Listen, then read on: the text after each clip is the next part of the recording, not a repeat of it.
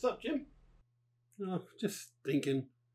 You know, it's been a whole year that I've been doing these Star Wars playtime videos for. Wow, you stuck with a release schedule for a full year? Be nice. I'm trying to sort out some sort of birthday celebration, but I don't know what to do.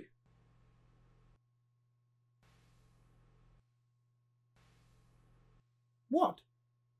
You know what? You don't mean... Yeah, I do. But what game will I play for our 5th anniversary? You think you can keep this up for another 5 years? I might. Nah, do it. But what if... Do it. No. Do it. No. Do it. No. Do it! Alright, screw it. We're doing Knights of the Old Republic. Damn right we are. Shut up, other Jim.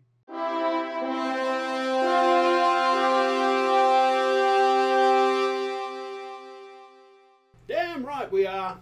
Yes, you heard right. As a special birthday treat, this episode of Star Wars Playtime is going to be Knights of the Old Republic. A game so good it got a sequel and was much of the inspiration for the Old Republic MMO. It even has a twist to rival that of Empire Strikes Back.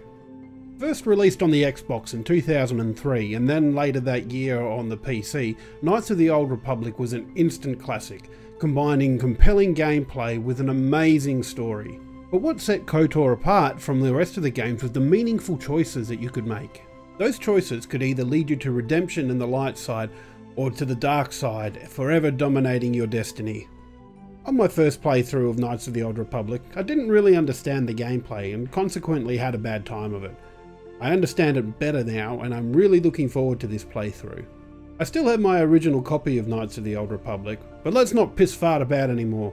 Let's get into the game.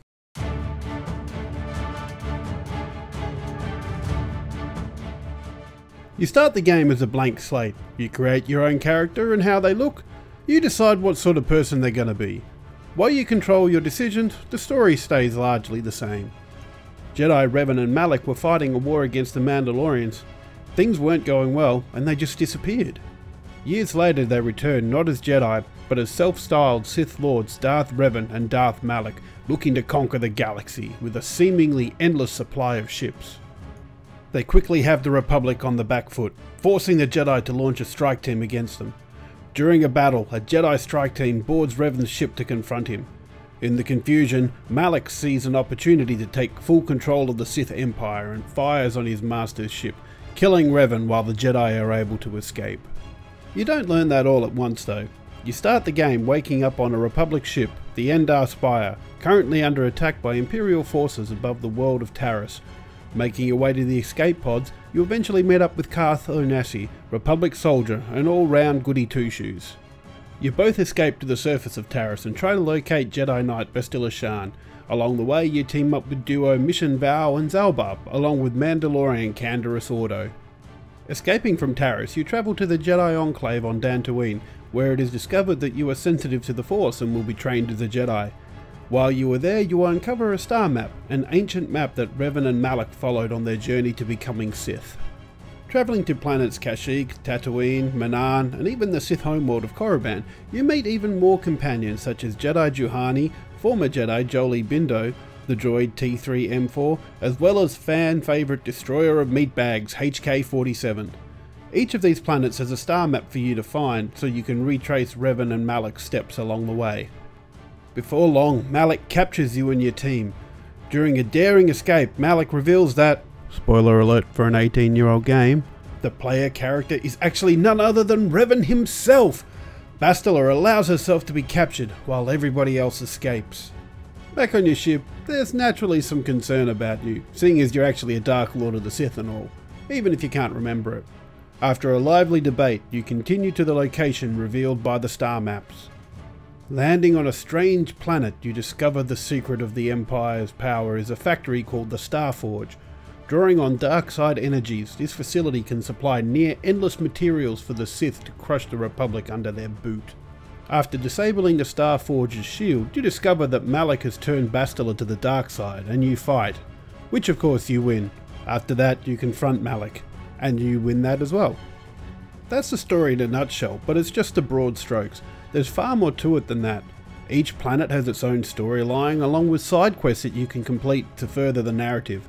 Between planets, you can also talk to one of your 8 companions to learn more about them and see what their likes and dislikes are. One of the more memorable storylines for me is the trip to Kashyyyk, Zalbar's home planet. You discover he was exiled and doesn't want to return, but because of things that happen on Taris, he owes you a life debt and goes anyway. As soon as you arrive, he is arrested by his own brother and you have to sort through the tangled mess. Here's what sets Knights of the Old Republic apart from other games though. You'll notice I didn't say what the outcome of your visit to Kashyyyk is. That's because it can be different depending on the choices you make. Kashyyyk is under the control of the Zerka Corporation, a nasty company only concerned with profits. They don't even refer to Kashyyyk by its name, just some designation of letters and numbers some bureaucrat assigned it. The Wookiees are slaves. Zalbar's brother, the current Wookiee chief, has sided with Zerka and exiled their father. You can either choose to side with Zerka or lead an uprising and let the Wookiees take back their freedom.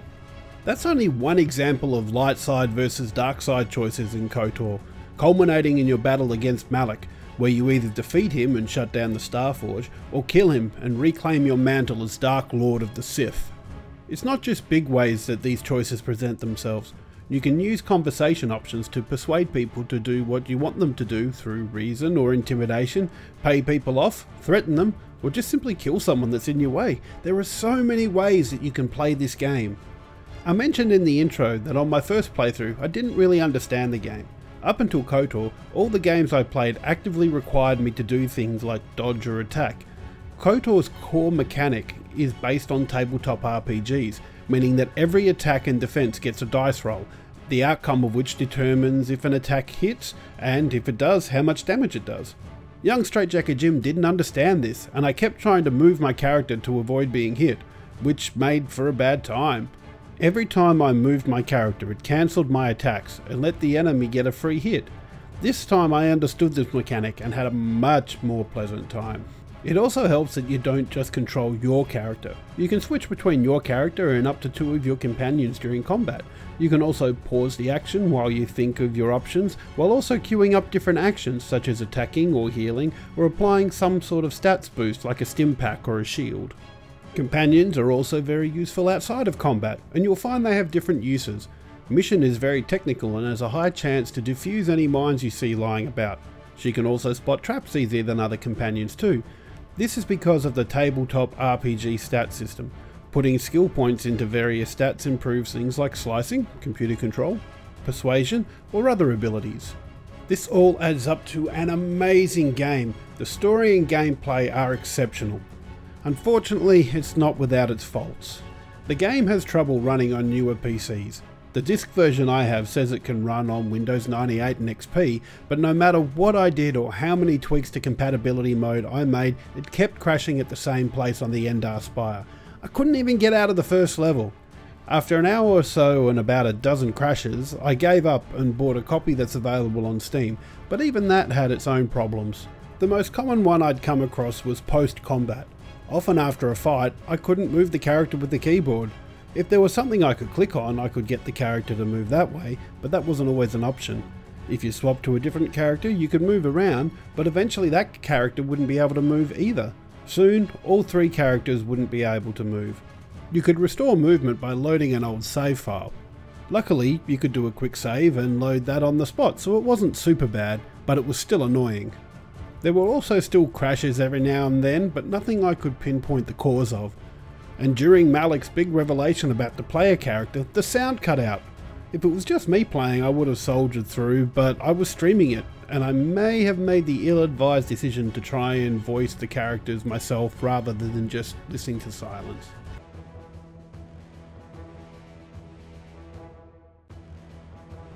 What can I say about Knights of the Old Republic? This is the quintessential Star Wars game. It has all the feeling of Star Wars, but removed from the movies. There's a reason these characters keep popping up. The Old Republic MMO draws heavily from Knights of the Old Republic, to the point where they had a whole expansion called Shadow of Revan, and Bastila and Revan's descendant appears in it there too. Hell, even Rise of Skywalker mentions Revan, albeit as a Sith Legion. After all these years, KOTOR is still amazing. Even with the few bugs on the PC, it is definitely worth playing. The story, the setting and the gameplay just make for an incredibly amazing experience, even with the minor faults, which are no fault of the game itself, it's just because it's old and technology has moved on. I really hope the rumours of a new Knights of the Old Republic game is true. I would love to see this game remastered with better graphics and have all the bugs fixed. With all that in mind, we give Knights of the Old Republic our Star Wars playtime rating of I know.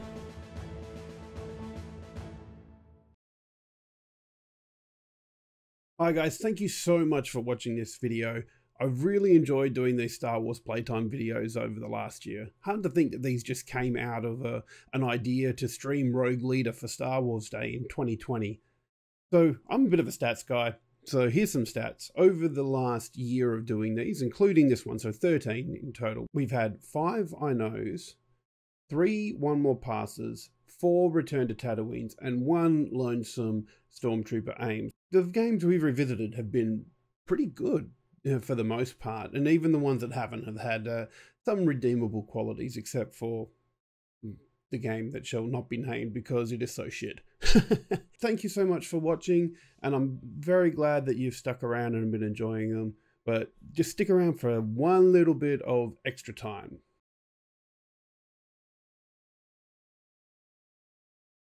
Oh my god, computer, why you gotta do this to me? No game sound. Why is there no game sound? Why you gotta do me like this? I guess I'll have to do voices. You cannot hide from what you once were, Revan. Recognize that you were once the Dark Lord, and know that I have taken your place.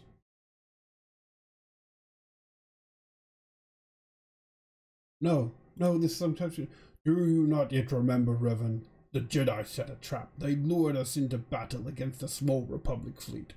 During the attack, a team of Jedi Knights boarded your ship. The Jedi strike team captured you, and the Council used the Force to reprogram your mind. They wiped away your identity and turned you against your own followers.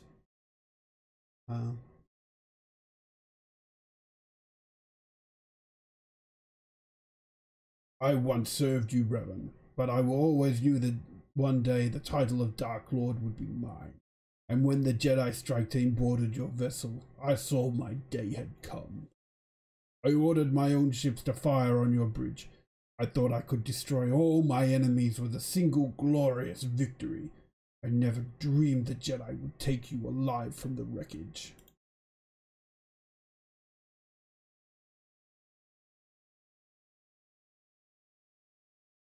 You must have seen flashes of your old life in your dreams, Revan.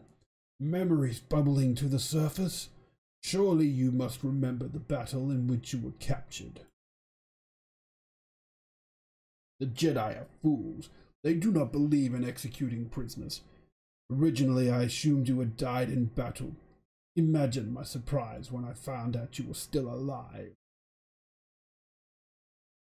It's true. I was part of the team sent to capture Revan. To capture you. When Malak fired on the ship, you were badly injured. We thought you were dead. Your mind was destroyed, but I used the Force to preserve the flicker of life in your body. I brought you to the Jedi Council. They were the ones who healed your damaged mind. The Jedi Council didn't restore your wounded mind, Revan. They merely programmed it with a new identity, one loyal to the Republic. They tried to make you their slave.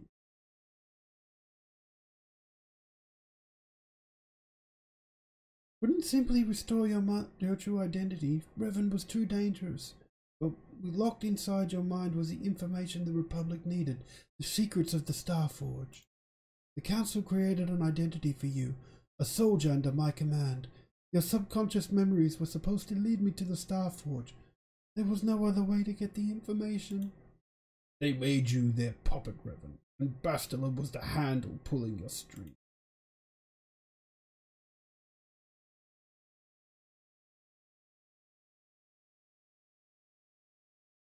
When I used my Force powers to keep you alive on that bridge, it created our bond. I convinced the Council that I could use that bond to draw out your memories and lead us to the Starforge. Tell the truth, Bastila. You wanted to taste the dark side for yourself. You knew the only way the Council would permit you to explore the Sith's power was through Revan's lost memory. No, I wanted to help you, Revan. I thought this mission would redeem you, that it would atone for your past crimes. How else could you be saved? Forgiveness, Revan. You are weak. I was right to betray you. You are not fit to rule the Sith. A small part of me always regretted betraying you from afar.